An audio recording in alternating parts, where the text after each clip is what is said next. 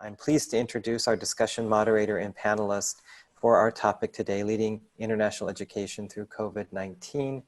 Sanford Unger, Director of the Free Speech Project at Georgetown University, is our moderator and a distinguished member of the ISEP Board of Directors.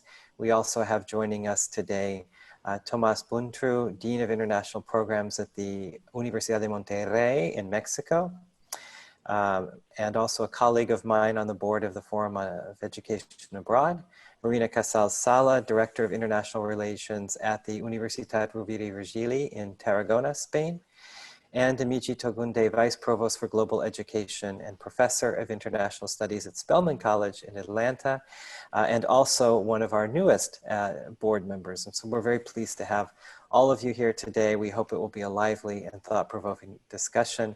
I'll now turn the conversation over to Sandy. Thank you very much, John, and thank you to ISEP for leading the way, as usual, on matters relating to study abroad. This is, I think, a very good time to be discussing these issues.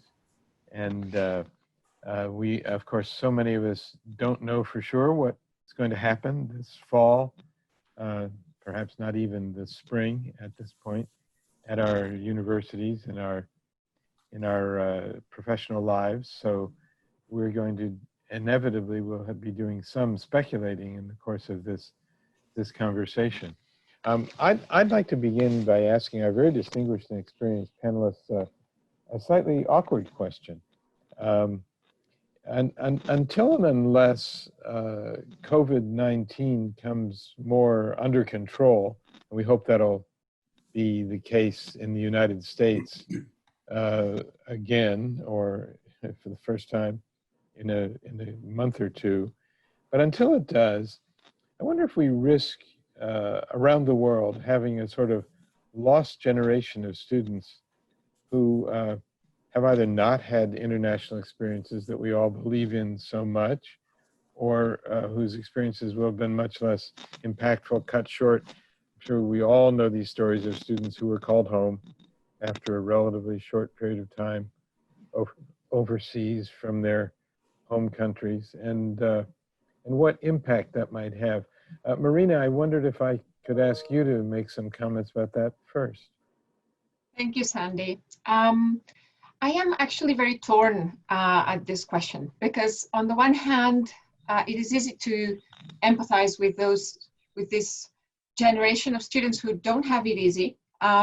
You've mentioned the term lost generation. On the other hand, excuse me? It's a small generation so far. It's small, yeah, that's true. That's true.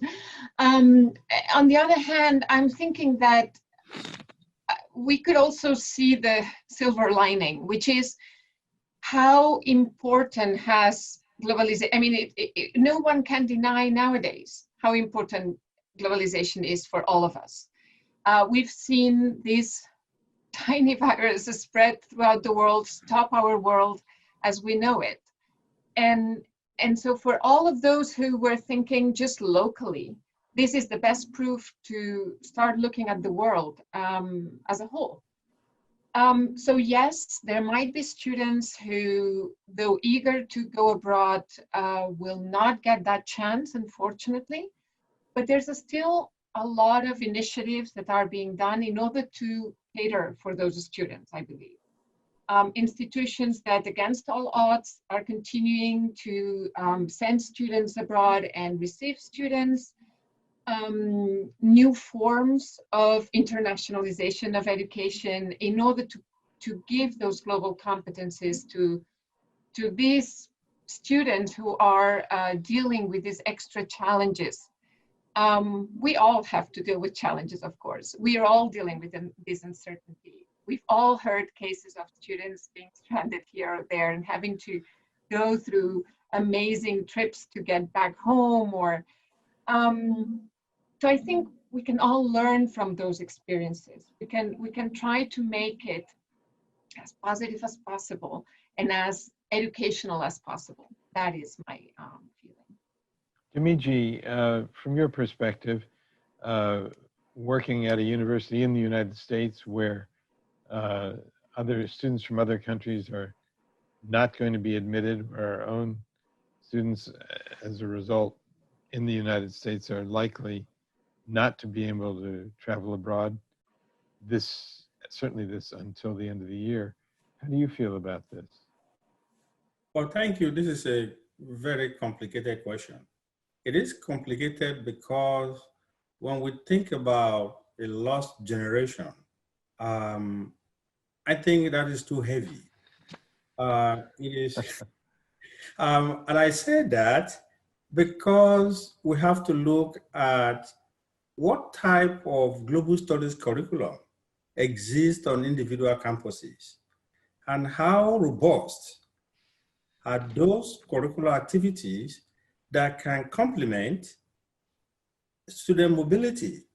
So for me, I think why we cannot overemphasize the importance of sending students abroad and receiving international students because of the cross-fertilization of ideas, I feel strongly that a rich global studies curriculum at home will still enable students to gain global competence. It will still foster an understanding of global knowledge within the classroom. It will still enable them to be prepared for the challenging and interdependent global society. So on one hand, they may not have the opportunity to engage in person while they are abroad. But once we have a rich curriculum that can facilitate an enhancement of those learning experiences, that will be possible. Secondly, we see, and I want to build on the point raised by Marina. Marina talks about new forms of internationalization that exist on campuses. One of these is an opportunity to have what we call the virtual global intercultural exchange, whereby faculty teaching a particular global course can build in students from two different countries so that they can engage on a particular theme, they can engage on a particular subject, thereby cross-fertilizing ideas. It may not be as rich as being physically present, but it goes a long way to create an opportunity. So that could be a way to subsidize or to substitute for the opportunity that some students might have lost for not having the opportunity to study abroad. And the third component that I will mention is about the global internship opportunity, which exists that a lot of study abroad institutions can create. So even though students may not be able to engage in mobility physically, they can still be connected to a professional opportunity to learn about cultures, to learn about networking, to learn about how to collaborate. And that, I think, will enable those who couldn't participate in study abroad or international exchange to gain what we want them to gain in mobility studies. Thank you. Tomas, are you as optimistic as Dimiji is about the situation for this, what I have somewhat in a burst of sensationalism labeled the lost generation? I don't know whether I'm as optimistic as Dimiji, but yes, I consider myself an optimist. And I would start also with what Dimiji mentioned. Lost generation is a big word, especially considering the participation rates in study abroad. I mean, they are extremely low, we all know that. So from that to infer that there will be a whole lost generation, I don't know. In our case, at least, most of our students have deferred their study abroad plans. They have not canceled them. My university has suspended all international mobility, outgoing and incoming, for the rest of the year. Yes, it has affected students. And there have been some dramatic cases, especially students in double degree programs. They are longer, so they have had to plan for a long time to participate in them. And now this comes along. Or special scholarship programs. They also had to learn a foreign language to be able to participate in the call for proposals. They were selected and now had to cancel it.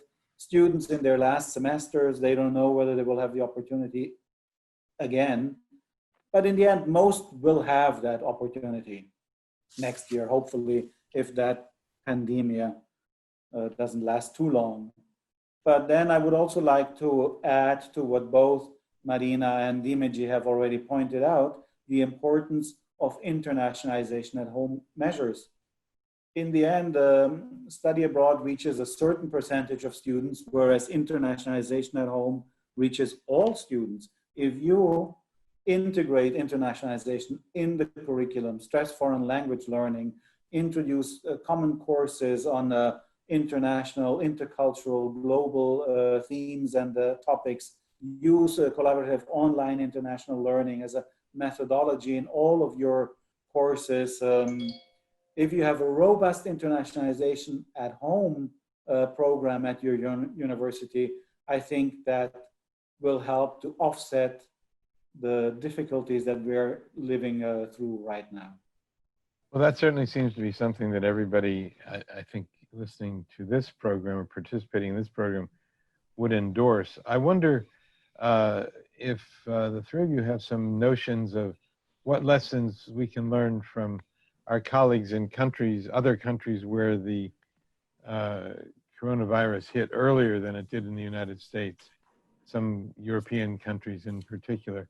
Marina, do you have some lessons to offer for people who are just having to deal with it much more forcefully right now? I really don't know if being hit first is a plus or a minus. And I certainly wouldn't consider myself as being able to offer lessons to anyone. I think these are challenging times. I think we are dealing with uncertainty, and uncertainty, you know, we do what we can with it. What I found useful, Spain was hit quite soon after Italy. What I found useful was to relate to professionals in Italy who are colleagues, who were telling me ahead of time what they were dealing with and what they were doing. And we're in a profession that's beautiful, that allows us to have colleagues all over the world, colleagues who sometimes are even friends, and who allow us to reach out to each other and say, hey, what are you doing here? I'm lost. I don't know how to handle this. So the support of colleagues, of that network of professionals who we meet every year, except this year, at those international conferences, comes as a great support and help in these times. So I was looking at Italy for examples of what was coming my way. I was seeing what they were doing, what they were telling our students to do, how they were handling the situation, and if I can recommend one thing is to communicate as much as possible. We've all been probably drowned by communication from a lot of institutions, but every single one of them has been pertinent. Every single one of them was important because we all need to know what is happening where our students are studying, whether we need to bring them back, whether we need to tell them to stay put.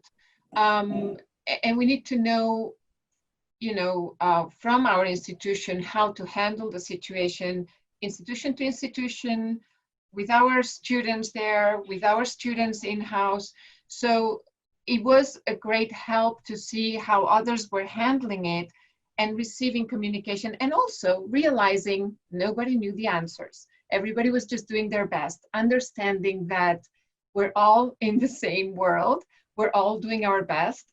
And sometimes a simple email saying, look, we still don't know what to do with this. We're trying to handle it this way. What about you? Was very comforting and very much what we needed to know. We were not alone in trying to figure out something that everybody is trying to figure it out day by day. And I'm thinking that ISEP will be able to be a real point, a place to go for exchange of some of these ideas. What about the regional differences in international mobility? Thomas, in Latin America, will there be, will mobility from one country to another or to go overseas, will that recover very quickly? No, I don't foresee that it will recover very quickly. Most countries have, well, universities in most countries have suspended their mobility programs at least until the end of this year. All conferences have been canceled or are going online. I don't foresee it to change very fast. But then, what do we know at this point in time? I mean, we have a crisis management team at my university with people from our medical faculty, and they admit that they don't know. They cannot foretell where this thing is going, whether we'll be fine in October, will there be a vaccine shortly, when? We just don't know. I think what we can learn from the others is not to underestimate it, because we have had cases of countries that have relaxed in their measures and they are regretting it. So we have to follow precautions. We have to be disciplined.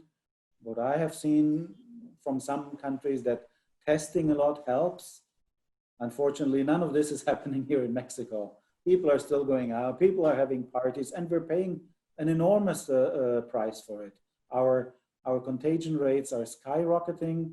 We have just entered the top 10, I think, over the weekend. Now we're already in 7th place, and it is terrible. I mean, what we can learn is, yeah, don't underestimate it. Be disciplined. Listen to the voices of caution. How long this will last, I have no idea. Dimiji, picking up on that point, you work in Atlanta. Yes. And the South at the moment is enjoying a dubious reputation for not necessarily having taken some of the restrictions seriously enough. What are the trend lines that you're seeing for an improvement there? Before I answer that question, I would like to connect with the first question. Please do. About lessons that we learn. And Yes. I will move from there to answer your second question. With respect to the lessons that we learned, I believe that it was so clear to everybody the importance of having a very strong emergency preparation. Having an effective emergency preparation helped a lot of people.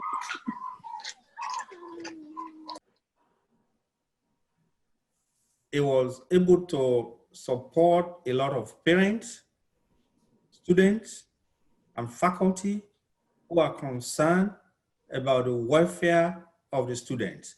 And so Marina talked about the importance of communication. Communication that is meshed with strong emergency response really help us in terms of learning from what happened in Italy, because a lot of our students that are there were able to see how they transition quickly from the classroom to the apartments in a very safe manner. But secondly, I want to talk about the shift from in-person mode of instruction to online. The success of that particular effort demonstrated 3 important things. One, we were able to see the commitment of our colleagues. We were able to see the importance of their being undaunted in the face of adversity or challenges. And that provided the opportunity for a lot of parents and faculty to say, if anything like this happens again, I have confidence in a lot of the partners that we have abroad, because they will take care of our students, since safety and their well-being is of their highest priority. Much more importantly, we're able to see the importance of a lockdown as a measure to control the spread. And this will transition me to your second question.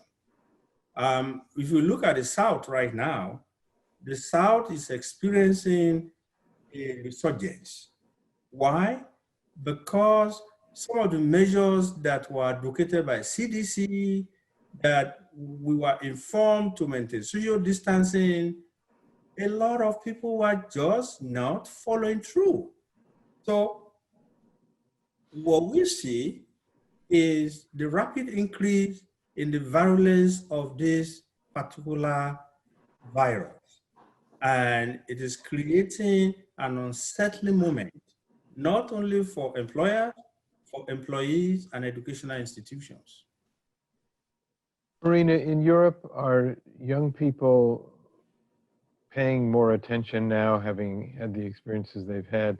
Is there an improvement in their behavior? If you were a parent of someone thinking of sending his or her child to Spain to study, would you advise them that things will be okay, they'll be safe in Spain? Look, I think that is a very, very, very tricky question. First, things change from one place to the other within Spain. So I would not dare to know how things are throughout Europe. I've heard things about this country being more relaxed than that country. I know in Spain there was one of the toughest lockdowns established, and now, for instance, in the area where I live, in Catalonia, by law, we have to wear a mask in the street. It doesn't matter whether you can maintain the distance with the next person. You just have to wear it, full stop. Before, it was only if you were getting into a public building or a shop or something like that, or if you could not maintain those 2 meters away from other people. Now, it's just everyone. One of the regions of Catalonia, one of the small provinces or counties, has been locked down again, which has led to some protests because people obviously are tired and they don't see the end of this. When you're locked down for 15 days and then that goes on to a month and 2 months and 3 months, eventually, when they say, okay, state of alarm is finished, you can go out, people go a bit crazy. I just had a friend from another region visiting, and he was just saying that in his region, everybody is a lot less careful than here. So it really depends. I don't think anybody can guarantee if you send your son here, he or she, he's going to be fine. But can you guarantee that if he stays home, he's going to be fine? And with that I think premise, I know the answer to that. Yeah, which is no. Exactly. With that premise, I mean, I think it's a new phenomenon. It's not that place over at the other end of the world where this is happening. It's happening here, it's happening there, it's happening everywhere. And so when somebody is asking me, should I send my kid abroad? I'm not going to tell them yes, I'm not going to tell them no, but my university has decided to continue sending and receiving students this coming semester, which is a bold decision to take. Some universities in Spain have gone that way. Some universities have decided to postpone that headache until later on. But the thing is, they're going to be as safe with us as they are probably anywhere else. So what are you doing to prepare that's different from the usual circumstance? Well, we're doing a lot of things online, obviously, like the welcome that we generally do face-to-face, we're going to do online this year. We're going to keep the mentoring program for the students because we think that they need it. They need to have one of our students be their buddy and help them integrate, even if a lot of their classes will be online. There's going to be a presential component in every single subject in my university, which is what made us go ahead and continue with the mobility scheme. And we've talked to the residencies. There will be materials like masks, there will be distances within classrooms. All that is being done with the crisis team and the security team. All that is being taken care of. But from the international office, what we're doing is everything we used to do physically, we're going to do online. And one of the things that I think is key and has been key already, but will continue to be so, has been the rapid response to any issue that we see bothers or preoccupies students. At a certain point, when we saw that the lockdown was getting longer and longer, we talked internally to provide a sort of a webinar for the emotional well-being of students, for instance, because we were concerned. Who can they talk to?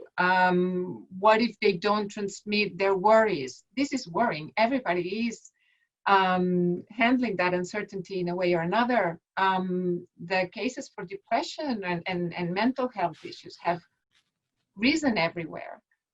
We need to be aware of this, and we need to let them know we're here to help in any way possible.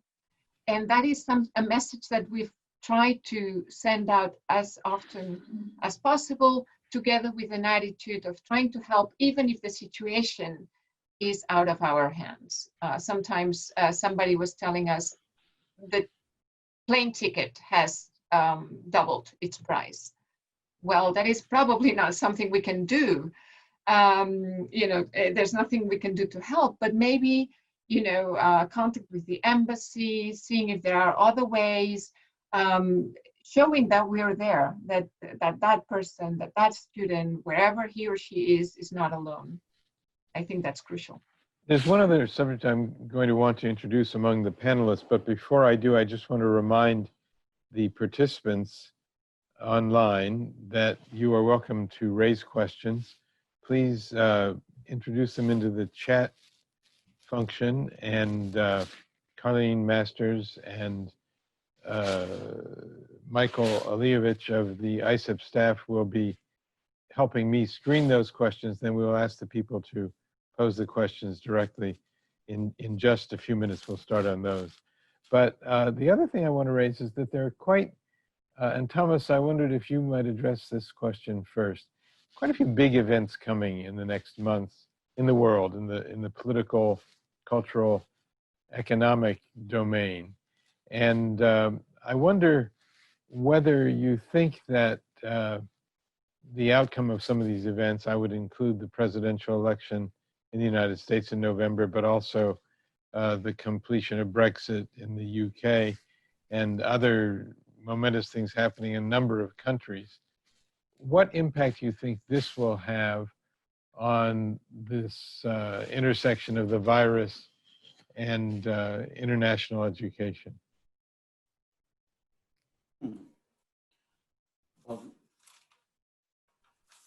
I think the US presidential election will affect primarily international education in the US. Of course, that in turn will also affect many others, just considering the importance of the higher education system in the US and our interconnectedness. How it will affect in the context of the pandemic, well, I don't know. I don't think it will have a particular effect more than beyond their own borders. I mean, I'm speaking also on behalf of maybe or taking into account the situation that we have been living for the last 20 years or so, whereas in the 90s there was a big enthusiasm for the concept, for example, of North American integration, the free trade agreement then, and on the academic side, on the student mobility side, the North American Mobility Program, a trilateral program between Canada, the US, and Mexico. I think it was it was an excellent program. Even people from other parts of the world looked to it as an example. There were always two universities from Canada, from the US, and from Mexico joined and developed common projects to participate in these calls for proposals. Well, the sad truth is that the project lasted only about 10 years and then it was scrapped. So there is no real enthusiasm anymore for this North American integration program. How did this affect us in Mexico? Well, we still wanted to develop our internationalization programs.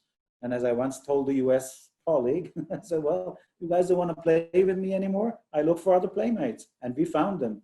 We have more international agreements than ever, but with partners in the rest of Latin America, which we didn't look at very much before, with new partners in Africa, with new partners in Asia. I think people will continue to engage. If somebody decides to withdraw, well, they just shoot themselves in the foot. And that also holds true for Brexit, I think. Dimiji, what is your view about this? The domestic political situation in the United States and its connection to international education. Of course, we have to think about the role of the pandemic in all of this. But how do you see it? Well, as we all know, when United States sneezes, the rest of the world catches cold.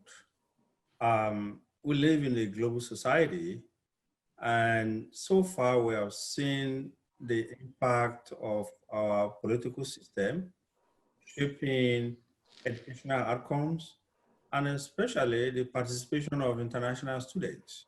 Very recently, we've seen a change in the international students' modification of their visa and residency if international students are enrolled in an online education. So, and we've seen the response from various educational institutions opposing this particular measure. So to me, I think if we have any change in leadership, tend to affect not only the proportion of international students who will come into the country because of the change in the visa. Some of the visas that were affected last time, we have changes in J1 visa, which could limit and impact the diversity of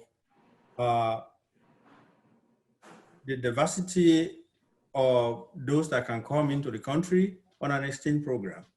We've also seen a relaxation or temporary suspension of H-1B visa.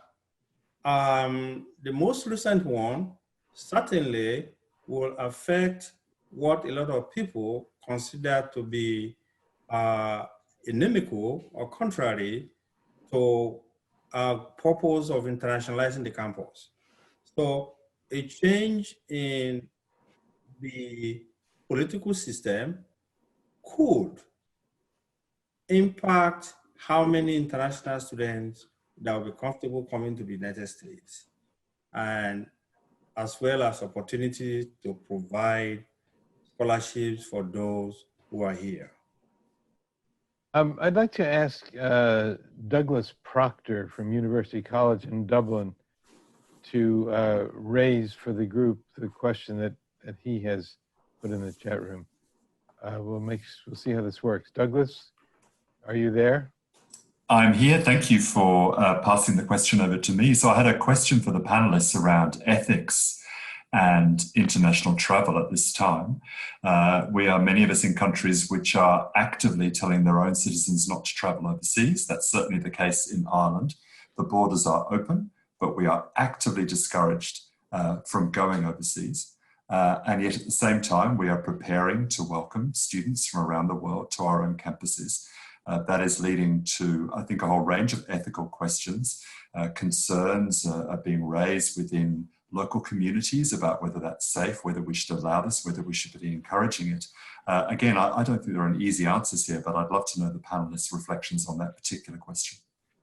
Marina, perhaps we could ask you to reply to that question. Talking about ethics is a slippery road, but we thought very hard about what to do given the present situation at our university. And the conclusion was, first, we're dealing with adults. We're dealing with students who are over 18 years old who decide on their own about their lives. And we're not encouraging nor discouraging them from the experience. So if they feel they want this experience, and some of them are very, very set on it, we're going to do everything in our power to help them have this experience, even in times of a global pandemic. The thing about global is what I mentioned to Sandy before, who tells you that they're going to be safer where you are than where I am, you know? We're definitely taking measures, for instance, for those who want to go to the US. There's nobody going to the US from my university in the first semester, in the fall semester. Some are wanting to go in the spring semester. And what we've done has been try to find better insurance coverages for them in case there is an issue. But we're not, as an institution in Spain, it's very, very clear that we're not the ones sending the students, and we're not the ones telling them don't go. There are these programs that are available for them. If they want to go and the receiving institution wants to receive them, we're going to do everything necessary for them to go and have that experience. We know the experience is going to be dramatically different from last year. But it is an experience. It is a global experience. It is still something that they will remember for the rest of their lives, that they will have to get adapted to, given the present circumstances. Even maybe it's going to be more educational than in peaceful times. So in that sense, I think in Spain, we're helping students, but we're not spoiling students. We're not really overprotecting them or telling them, no, this is out of the question. Because we consider they're adults and they're taking the decision themselves, knowing what is there. Martha Johnson, if you hear me, I wonder if you'd like to pose your question.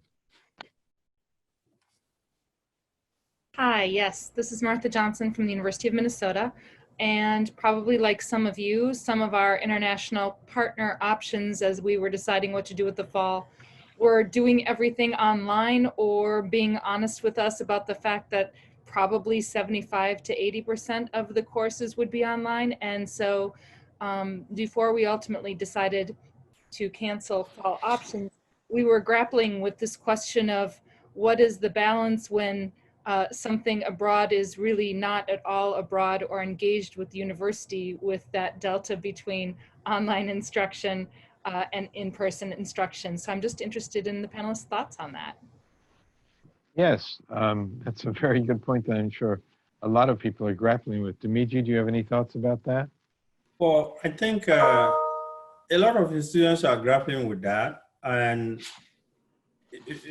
if I may be a little bit specific, for us at Spellman, we're still working on looking at the current guideline from SEVP in relation to the incoming as well as returning international students. Even though the guideline does not particularly specify the maximum number of online courses that they might take in order for them to remain in the United States. But it does only tell us that once they have one in-person class, that will enable them to stay. But one strategy that we have adopted at our institution here at Spellman is to suspend study abroad requirement for international studies major and Spanish, where it is required. That way, we are watching and ensuring that once we are able to get a vaccine, it will be much more easier to have some peace of mind, and parents and students will be more comfortable wanting to send their students abroad. And so maintaining the balance between how many courses you want international students to be exposed to, as opposed to in-person, is still something that institutions have to find the balance, and it varies from institution to institution. And that has not been clear to many how to solve this problem. Heidi Gregory Gahan, I think your question that I've seen in the group chat is a very relevant follow-up to what we've just been talking about. Do you want to go ahead, please? Yes, thank you, Sandy. And I just want to thank all of our panelists. This is a very interesting discussion. And it's so great to hear from different parts of the world. I'm really interested to hear what creative approaches are being discussed in terms of, in lieu of the traditional study abroad or exchange model, which it sounds like we all think it's going to probably be going on for some time, where it'd be very limited. Are your students interested in virtual experiences? And if so, are there creative ways that you're developing these virtual experiences, or a combination of virtual and maybe a shorter term abroad? If we could hear maybe from the panelists in that regard. Thank you. Thanks, Heidi. How about that, Thomas? You think it's my turn now? I think it is. Okay. Well, Heidi, what we've been doing at UDEM and what we have been observing is, yes, there are new creative approaches for driving internationalization in the absence of physical exchanges. In fact, it has even led to an internal discussion about terminology, because a few of the consortia that we belong to suddenly are offering what they call virtual exchanges. And that is basically that a student, instead of attending the institution in the other country, takes an online course at that institution. For example, the Organisation Universitaire Interaméricaine, which is very active in South America, has issued its e-movies, which is exactly that. Then we are a member of the Latin American Association of Catholic Universities. They have a virtual component to their Americanum Mobilitas program, which is usually a presential or, well, in-person exchange program. On the other hand, UDEM has been, I think, the Mexican university that has linked up the first with the State University of New York system and their COIL program, Collaborative Online International Learning. And we've been doing that. We consider it a teaching methodology. Professors at UDEM that use COIL team up with professors at other universities. The students have to work on common projects. That's the backbone. But for us, COIL and virtual exchange are substantially different.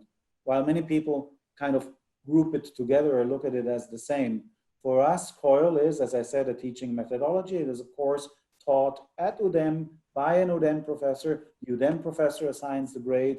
The student is registered at his home university in this case, whereas virtual exchange is something else. That's an UDEM student taking a class at the Pontifical University in Rio de Janeiro, for example. He studies at another institution. The grade is assigned by a professor from another institution. And when he wants to get credit for it at UDEM, he has to go through a credit transfer procedure, which he doesn't have to do if he studies in a COIL taught course. Yeah, and both are, I think, valid responses. I prefer COIL. I think it's more worthwhile than just taking a course at another university. But we also have other internationalization at home initiatives. One, for example, is our international fair. We do it every semester in the fall semester.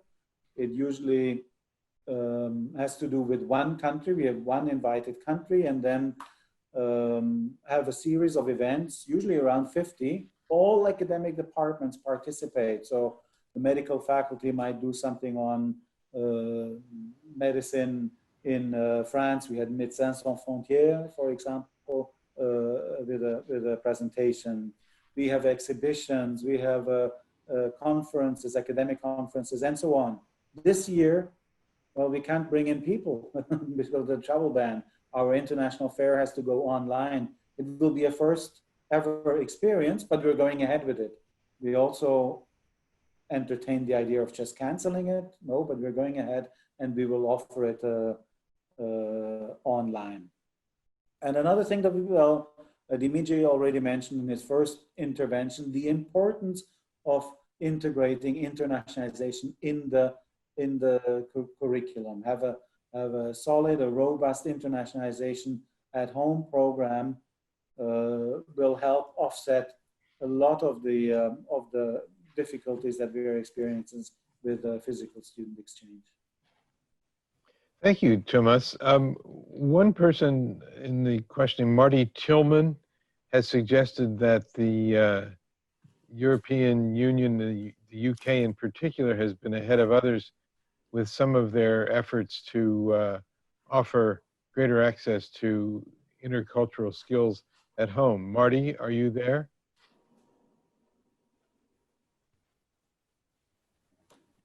We may have lost Marty.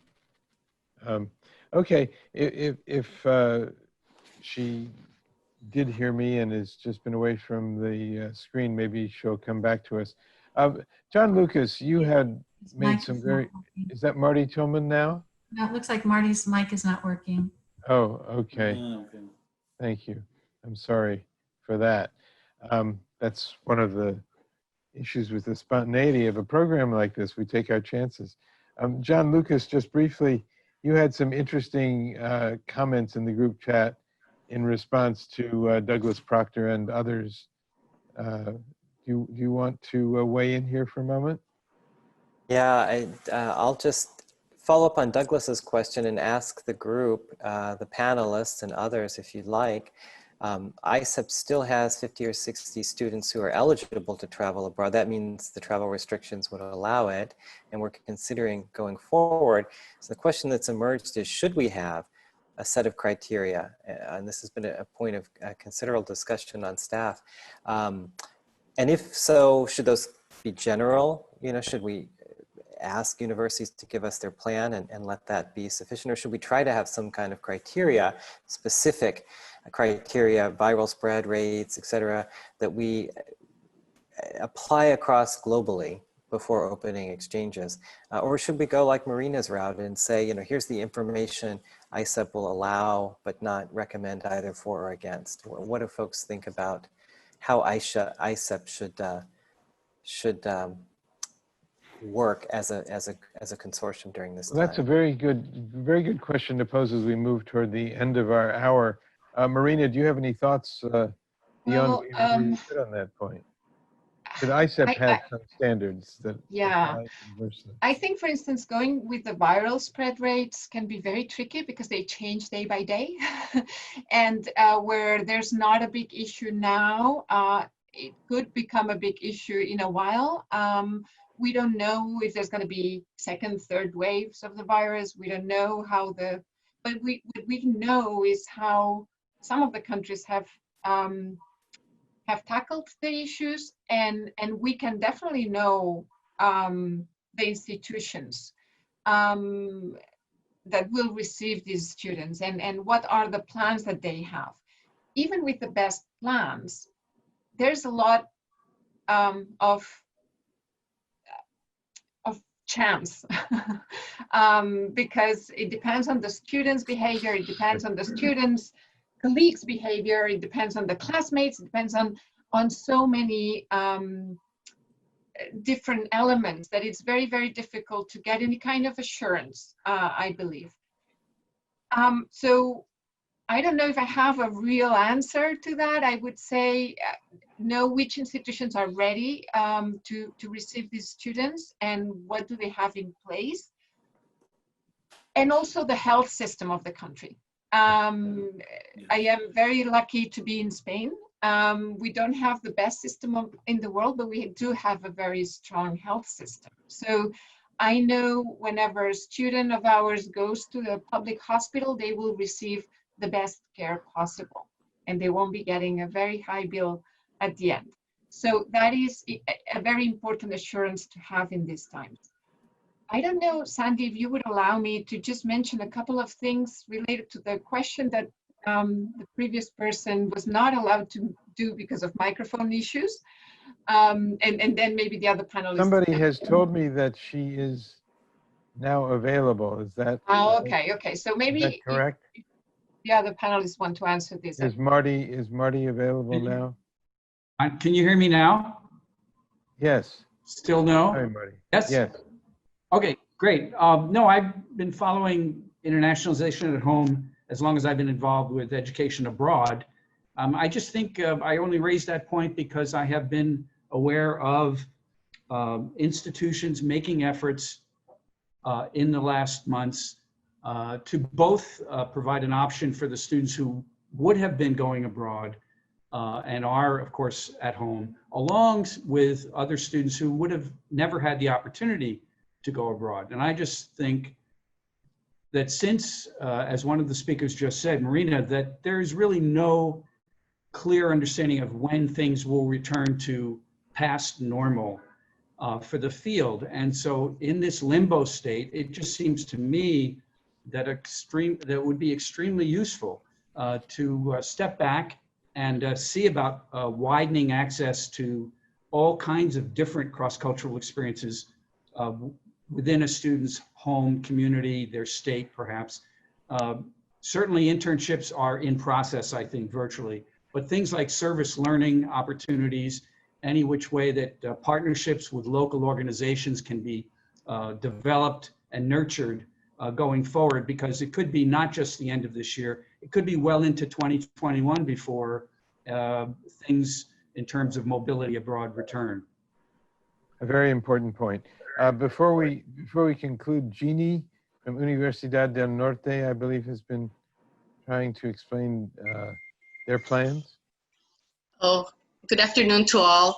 Yes, and thank you for the invitation, John Lucas, to share and to express the different initiatives that and issues that we are addressing at this time. I would like to share that I think, I'm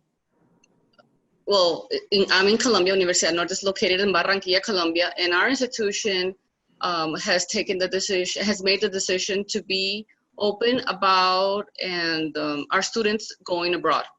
So we deal with the different, we deal directly with each of the different universities to see if they're opening, if they're going to have the online and all the biosecurity initiatives that they have in place to allow our students, and mainly because of all the reasons that Marina has expressed. You know, they're adults, we don't encourage them. However, we're working directly with organizations like the DAD, very serious organizations, let's say for the ones going, that are traveling to Germany, and we make sure that they're going into the safest university and environment at that time.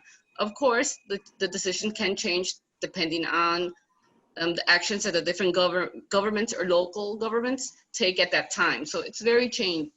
However, there's two things that we have addressed during this crisis. One is the safety of our students in our community, the entire community, and the other thing that we, making sure that the students return on their humanitarian flights, all the current visa issues. There's a lot of things that are very immediate actions that we need to take. But parallel to this, we have in the past years been working on internationalization at home strategies. So what this COVID-19 made us is to put like an accelerator. So now what we did, we says, well, this is a time like how COVID has made us act very quickly. So this is a time that our new planning has to act very quickly, and we can't think too much. We have to act. So we have made internationalization of the curriculum strategy. We have a series of trainings for our professors during this summertime, at home, virtual, so they could make the changes to their curriculum. Because even though that we're thinking about this virtual exchange or COIL or Hub Academy, depending how the different organizations call this is here to stay. I mean, I think this is the opportunity for all our students to have access to these opportunities, being at home without even not leaving or not even going into an airplane. But this fosters also the international mobility physically, in the future, because they interact with international professors. They deal they work on global issues. For example, currently we had a program with University of South Florida that our students were going to travel during the summer to deal with some research project on some of the global sustainable goals. And of course, because of COVID, they couldn't travel. So what we did is we said, no, we're not going to stop. We're not going to not do this. We have to think something creative. And we had a group of over 130 students participate from USF, from Penn State, and from Uninorte. And we had all the evaluations, and the students had a magnificent experience. Of course, the course facilitators were PhD professors who have experience in internationalization of the curriculum, who were facilitating the process, and PhD students. So these are things that you could implement at this time. Some of the short-term projects that maybe ISEP, I'm gonna put this in as an example, that you were gonna offer during the summer, that you could switch to virtual in an immediate way if the partners want to do it.